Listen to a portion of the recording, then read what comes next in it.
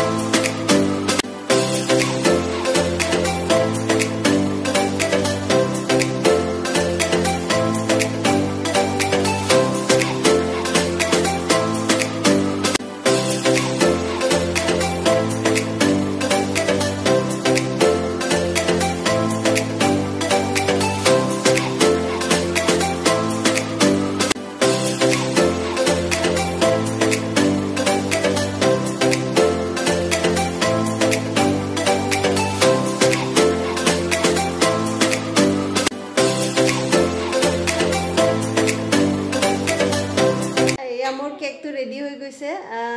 কেকটো ডেকোৰেশনৰ দুটামান আইটেম দেখাবলৈ পাহৰি গলো দেখাই দিছো আৰু এতিয়া ইয়াতে দুটামান বাকীখিনিতো দেখিছে ইয়াতে দুটামান চকলেট চিপছ ব্যৱহাৰ কৰিলোঁ আৰু বাৰ্থডে ষ্টিকাৰ এইখিনি লগালোঁ আৰু সেইখিনি আছিলে আৰু কেকটো দেখিবলৈ কেনেকুৱা হৈছে আপোনালোকে জনাবচোন কেকটো কটা হৈ যোৱাৰ পিছতে আমি পিজ্জা হাটত গ'লোঁ তাতে আমি পিজ্জা ডিনাৰ কৰিলোঁ আৰু আজিৰ ভ্লগটি ইমানলৈকে আছিলে যদি ভাল লাগিছে